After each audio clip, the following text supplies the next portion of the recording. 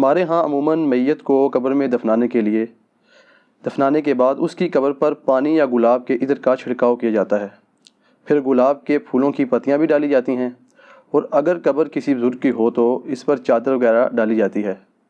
اسی طرح قبر میں عہد نامہ رکھنا کہاں تک درست ہے؟ دیکھیں جی، جو جنازے سے متعلق جتنی چیزیں ہیں، خصوصاً میت کو جو دفنانے کے ساتھ ریلیٹڈ ہیں، اس میں اکثر جو ہمارے معاشرے کے اندر، سب کانٹیننٹ کے اندر رسومات ہیں، یہ بدعات ہیں۔ کچھ چیزیں سنت بھی ہیں لیکن زیادہ تر بدعات ہیں۔ یہ جتنی باتیں آپ نے گنوائیں، ان میں اکا دکا چیز تو آپ سنت کہہ سکتے ہیں، باقی اس سے بھی بڑھ کر لوگ تو کفنی لکھتے ہیں باقاعدہ، یعنی وہ کئی بار ہمارے پاس بھی لوگوں نے بھیجا ہے کہ جی آپ اس کے اوپر ذرا کلمہ لکھتے ہیں، فزیکلی کلمہ کفن کے اوپر لکھواتے ہیں۔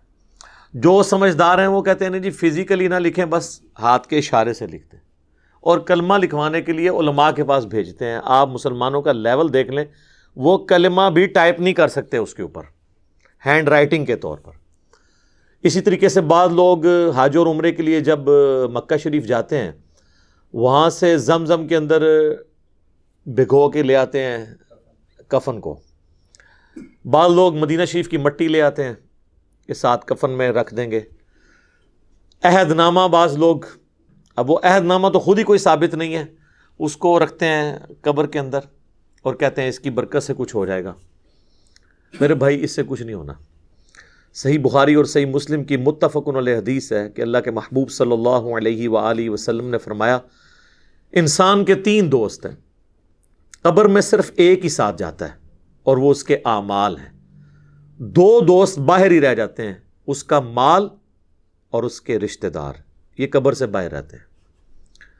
لہٰذا یہ قبر میں تو ان چیزوں سے کوئی نفع ہونے والا نہیں۔ جہاں تک پھول ڈالنے کا تعلق ہے، تو پھول کی تو اصل کوئی موجود نہیں ہے۔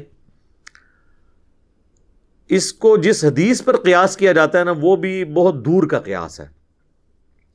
وہ حدیث صحیح بخاری اور صحیح مسلم دونوں کے اندر موجود ہے کہ اللہ کے محبوب صلی اللہ علیہ وآلہ وسلم ایک جگہ سے گزر رہے تھے، تو آپ رک گئے اور آپ نے فرمایا کہ ان 2 قبر والوں کو عذاب ہو رہا ہے۔ یعنی اللہ تعالیٰ نے اپنے نبی علیہ السلام کو وہ غیبی خبر دے دی، دکھا دیا، اور فرمایا کہ کسی بہت بڑی بظاہر وجہ سے نہیں، ایک شخص جو ہے وہ چغلی کھاتا تھا اور دوسرا پیشاب کے چھینٹوں سے نہیں بچتا تھا۔ پھر نبی صلی اللہ علیہ وآلہ وسلم نے اپنے مبارک ہاتھوں سے ایک درخت کی ٹہنی توڑی اور اس کے 2 ٹکڑے کر کے دونوں قبروں پر ایک ایک ٹکڑا لگا دیا، اور فرمایا کہ جب تک یہ ہری رہیں گی، یعنی یہ بریکٹ میں ہے جو اگلے الفاظ ہیں، یعنی وہ لوگ کہتے ہیں تسبیح کرتی رہیں گی، یہ بریکٹ میں ہوتے ہیں۔ اصل میں الفاظ ہیں کہ جب تک یہ سرسبز رہیں گی، ان کے عذاب میں تخفیف ہوگی۔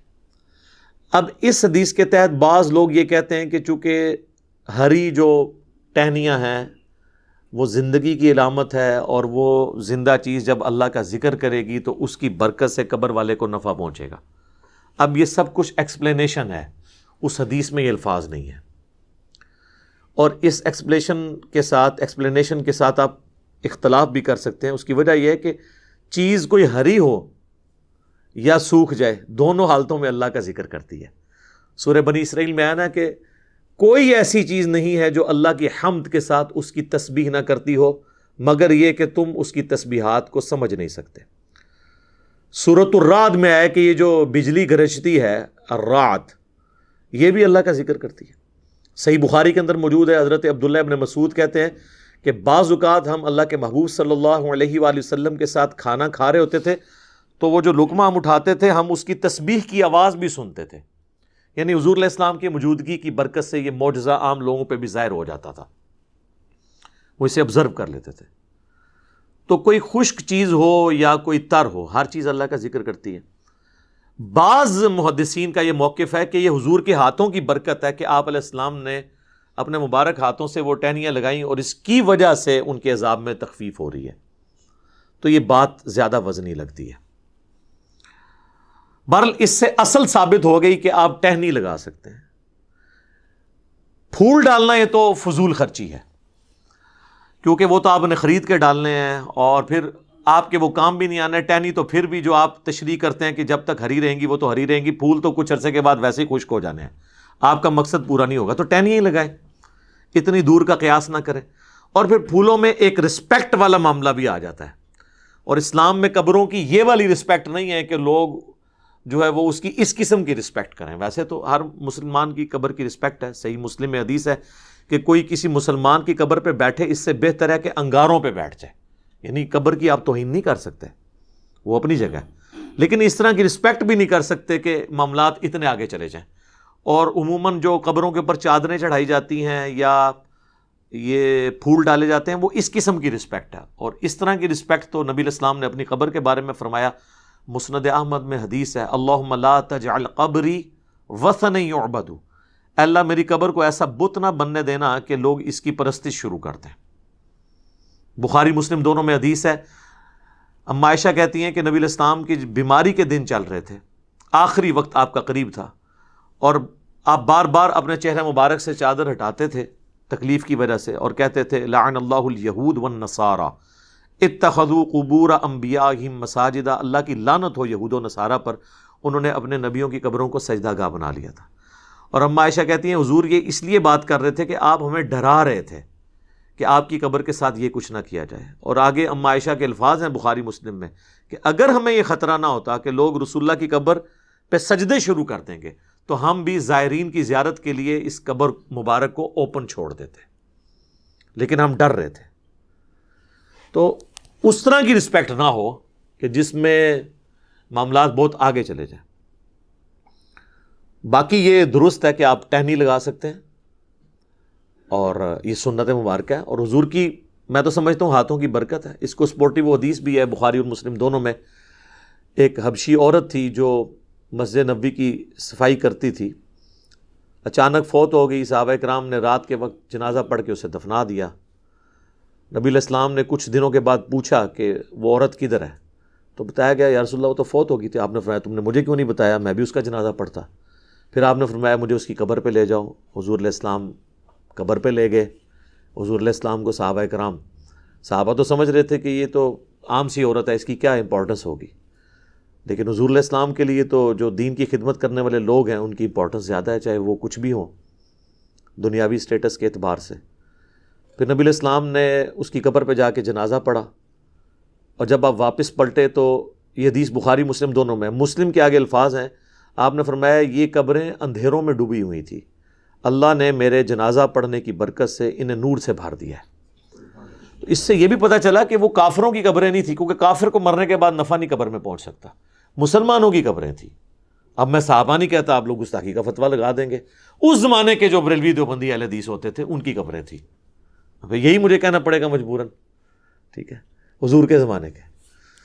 تو آپ علیہ السلام کی دعا کی برکت سے یہ معاملہ اس طرح کا ہو گیا۔ تو یہ ٹھیک ہے، آپ قبر پہ جا کے بھی جنازہ پڑھیں، اور دیکھیں آٹومیٹکلی اللہ تعالیٰ نے میت کو نفع پہنچانے کے لیے یہ پھولوں والا کام کرنے کی ضرورت نہیں، کئی اور طریقے رکھ دیے ہیں۔ صحیح بخاری اور مسلم دونوں میں حدیث موجود ہے کہ ایک مسلمان کے دوسرے مسلمان پہ 5 حق ہیں، 5 حقوق ہیں، ان میں سے ایک یہ ہے کہ جب وہ مر جائے تو اس کا جنازہ پڑھے، تو جنازہ پڑھے گا تو اس کے لیے دعا کرے گا، اس میں تو وہ نفع اسے پہنچے گا، تو پھول ڈال کے ضرور نفع پہنچانا ہے۔ پھر سنن ابی داؤد میں حدیث ہے جب اپنے بھائی کو دفنا چکو تو اس کی قبر پر کھڑے ہو کر دعا کرو، قبر کے اندر جو سوالات ہیں ان کے جوابات میں استقامت کے لیے، یہ بھی اس کے لیے نفع ہے۔ پھر اس کے بعد بھی جب آپ کبھی قبر پہ جائیں تو صحیح مسلم میں موجود ہے آپ نے قبرستان والوں کے لیے دعا کرنی ہے، السلام علیکم اہل الدیار من المؤمنین والمسلمین وَإِنَّا إِن شَاءَ اللَّهُ بِكُمْ لَلَاحِقُونَ نَسْأَلُ اللَّهَ لَنَا وَلَكُمُ الْعَافِيَةَ۔ اے جو مسلمان مومنین اور مسلمین یہاں پہ جتنے بھی لوگ دفن ہو تم پر سلامتی ہو، ہم بھی اللہ نے چاہا تو عنقریب تمہارے پاس آنے والے ہیں مر کے، ہم اللہ کے حضور تمہارے لیے اور اپنے لیے عافیت کا سوال کرتے ہیں۔ تو یہ دعا کا بھی نفع ہے، وہ آپ نے قبرستان جب بھی جانا ہے دعا کرنی ہے، تو وہ بھی نفع اس کو پہنچ رہا ہے۔ اس کے علاوہ کچھ رسومات ہیں وہ بھی صحیح ہے، جس طرح صحیح مسلم میں حدیث ہے کہ حضرت عمر بن عاص کی جب موت کا وقت قریب آیا تو بڑی لمبی وہ حدیث ہے، اور یوٹیوب پہ میرا کلپ بھی ہے عمر بن عاص کی موت، تو اس میں وہ کافی دردناک حدیث ہے۔ اس کے اینڈ پہ الفاظ ہیں جب میں مر جاؤں تو میری میت کے ساتھ کوئی نوحہ کرنے والی عورت نہیں لے کے جانی ساتھ، نہ کوئی آگ لے کے جانی ہے، اور جب مجھے دفنا چکو تو میری قبر پر پانی چھڑک دینا۔ تو اس سے پتہ چلا کہ قبر پہ پانی چھڑکنا سنت ہے۔ اور میری قبر پہ اتنی دیر بیٹھے رہنا، یعنی اس کے اوپر نہیں، یعنی مراد اس کے سائیڈ پہ، جتنی دیر اونٹ کو نہر کر کے، اونٹ کو نہر کرنے کے بعد اس کا گوشت تقسیم کیا جاتا ہے، یعنی آلموسٹ 2.5-3 گھنٹے، تاکہ میں اپنے قبر کے ساتھ مانوس ہو جاؤں اور سوالات کے جوابات میں مجھے استقامت نصیب ہو۔ تو قبر پہ بیٹھنا اتنی دیر، تو یہ سنت ہے، یعنی ظاہر ہے سنت اس اعتبار سے ایک صحابی تعلیم کر رہے ہیں۔ تو پانی کا چھڑکاؤ کرنا بھی سنت ہو گیا، جنازے کی دعا بھی سنت ہو گئی، قبرستان کی دعا بھی سنت ہو گئی۔ اور سورۃ الحشر میں تو اللہ تعالیٰ نے کیٹاگوریکلی فرمایا ہے ربنا اغفر لنا ولاخواننا الذین سبقونا بالایمان، اہل ایمان کی نشانی ہے کہ وہ اپنے سے اگلے جو لوگ گزر چکے، مر چکے، ان کے لیے دعا کرتے ہیں۔ تو وہ تو ہم عام دعاؤں میں بھی ہمارا حصہ ان تک پہنچتا رہتا ہے، وہ ہم نے دعا کرنی ہے ہر صورت میں۔ باقی اللہ کی مرضی ہے، وہ دعا کو قبول کرے۔ صحیح مسلم میں حدیث ہے کہ جس مسلمان کے جنازے میں 40 ایسے مسلمان شریک ہو جائیں جو شرک نہ کرتے ہوں، تو اللہ تعالیٰ ان کی شفاعت اس مردے کے حق میں قبول کر لے گا۔ اب یہ اللہ کی مرضی ہے، قبول کرے یا نہ کرے۔ بخاری مسلم دونوں میں حدیث ہے کہ عبداللہ ابن ابی جب مرا ہے، حضور علیہ السلام نے اپنا کرتا مبارک کفن کے طور پہ اسے دیا، چونکہ اس کا بیٹا صحابی تھا، نبی علیہ السلام کی اخلاقیات تھے۔ اپنے مبارک ہاتھوں سے اسے قبر میں اتارا، جنازہ پڑھایا، اپنا تھوک مبارک اس کے منہ میں ٹپکایا، لیکن اینڈ رزلٹ یہ ہوا کہ سورہ توبہ میں آیات نازل ہوئیں کہ آپ 70 دفعہ بھی ان کے لیے مغفرت کی دعا کریں، ہم قبول نہیں کریں گے، اور آئندہ نہ تو آپ نے ان کا جنازہ پڑھنا ہے اور نہ کسی کی اس طرح کے بندے کی قبر پہ آپ نے کھڑے ہونا ہے۔ تو وہ اللہ کی مرضی کسی کو نفع پہنچائے یا نہ پہنچائے، اس طرح دعا زبردستی کے ساتھ نہیں کر سکتے۔ بخاری مسلم دونوں میں حدیث ہے، نبی علیہ السلام کا ایک غلام تھا مدعم، جو آپ علیہ السلام کہ اونٹ کا کجاوا کسا کرتا تھا، سفر و حضر میں آپ کو وضو کرواتا تھا، آپ کے ساتھ ایک اٹیچ تھا۔ جب مر گیا خیبر کے موقع پر ایک نامعلوم تیر اسے لگا، کوئی دشمنوں کی طرف سے تیر آیا تو لگ گیا، وہ شہید ہو گیا۔ تو صحابہ نے کہا کہ ہم تو اس کو جنت کی بشارت دیتے ہیں، کتنا خوش نصیب ہے یہ۔ تو نبی علیہ السلام فرمایا تم اس کی جنت کی بات کر رہے ہو، اور مجھے اللہ نے دکھایا کہ اس نے مال غنیمت سے صرف ایک چادر چوری کی تھی جو آگ کی اس کے اوپر ڈال دی گئی ہے۔ اب دیکھیں، یعنی اس سے آپ کو پتہ چل گیا صحابہ کرام کو وہ چادر نظر نہیں آئی، تو آپ کے بابوں کو کسی کی آخرت کیسے پتہ چل سکتی ہے؟ کشف القبور اور وہ پتہ نہیں کیا کیا کلیم کرتے ہیں۔ تو حدیث کے الفاظ ہیں، بعض اصحاب نے اگر کوئی ایک رسی بھی یہ سمجھ کے اٹھائی تھی کہ اس کی تو مال غنیمت میں اتنی ورث نہیں ہے، وہ اپنے گھر میں گئے اور واپس لا کے وہ مال غنیمت میں جمع کی کہ کہیں یہ رسی نہ آگ کی بن کے ہمارے اوپر آ جائے۔ تو اس سے اندازہ کریں کہ نبی علیہ السلام کی صحبت میں رہنے والے اگر کسی شخص سے بھی کوئی معاملہ مس ہینڈل ہوا ہے تو اللہ تعالیٰ نے تو اس کا لحاظ نہیں کیا۔ آپ لاکھ کہتے رہیں جو کچھ بھی ہیں تیرے محبوب کی امت سے ہیں، جو محبوب کے ساتھ ڈائریکٹ اٹیچ تھے نا، ان کو بھی اپنے کیے ہوئے اعمال کا انجام بھگتنا پڑا ہے۔ باقی اللہ کی مرضی کسی کے حق میں دعا قبول کر لے، تو وہ اس قسم کی جو رسومات ہیں، وہ دعاؤں کی شکل میں جتنے معاملات ہیں وہ تو ٹھیک ہیں۔ اس طرح قبر کے اوپر چادر ڈالتے ہیں تو یہ تو کوئی ثابت نہیں ہے۔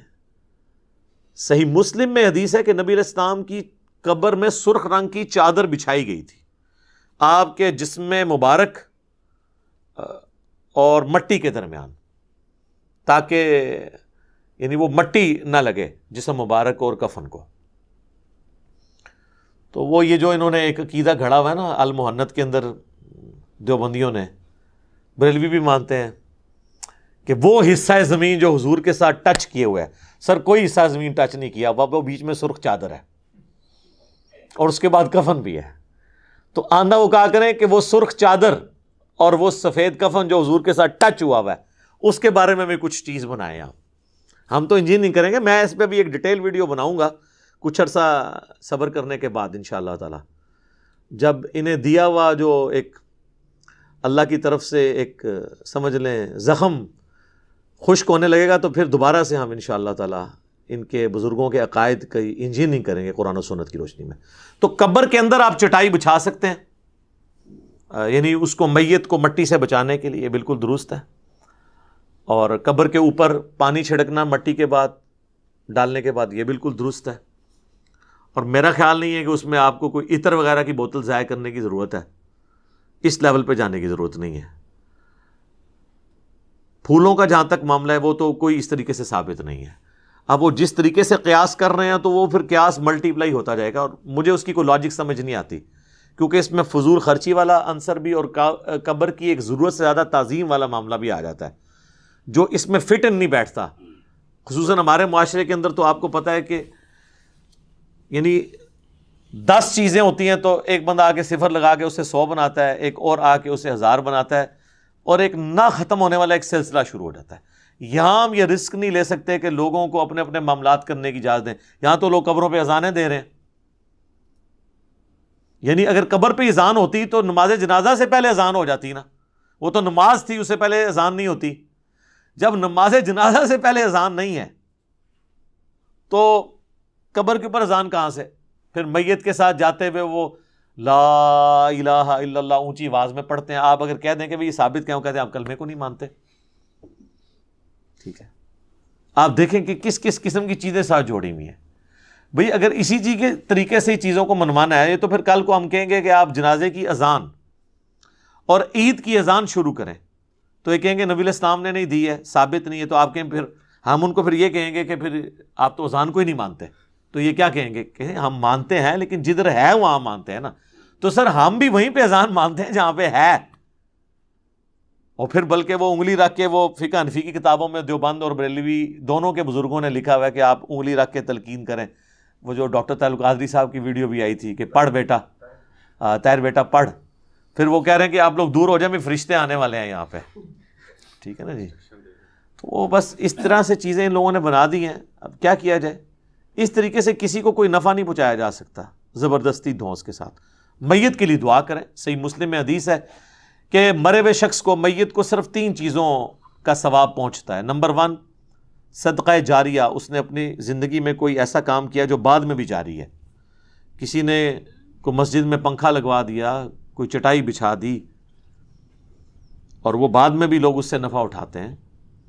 قرآن ترجمے والے رکھوا دیے مسجد کے اندر.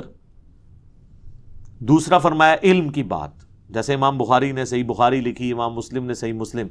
قیامت تک لوگ اس علم سے نفع حاصل کریں گے تو امام بخاری امام مسلم کا آٹومیٹکلی ثواب مل رہا ہے. اور تیسرا فرمایا نیک اولاد جو اس کے لیے دعا کرتی ہے اس کا بھی ثواب ملے گا. صدقہ اور خیرات کا بھی ثواب ملتا ہے. وہ سنن نسائی میں حدیث ہیں. ایک پورا ایک ٹاپک ہے، میں نے اس کے اوپر ایک ڈیٹیل لیکچر ریکارڈ کروا دیا ہے، ایصال ثواب کے 10 طریقے، جس میں نے بتایا کہ اس طریقے سے آپ میت کو نفع پہنچا سکتے ہیں. اس میں میرے بھائی یہ پھولوں والا معاملہ کہیں پہ نہیں آتا. اس کے ساتھ جتنی جڑی ہوئی چیزیں وہ جان بوجھ کے میں ڈسکس کر دیتا ہوں تاکہ معاشرے کے اندر جو بدعات ہے نا وہ کلیریفائی ہو جائے. ادروائز تو جس کا جو دل کرتا ہے نا وہ اس کے ساتھ. ابھی تو بلکہ ایک اگلی بدعت بھی شروع ہو چکی ہے. آپ تو میت گھر میں رکھی ہوتی ہے نا، وہاں پہ بھی لوگ اس کے گرد دائرہ بنا کے تو کلمہ پڑھنا شروع کر دیتے ہیں.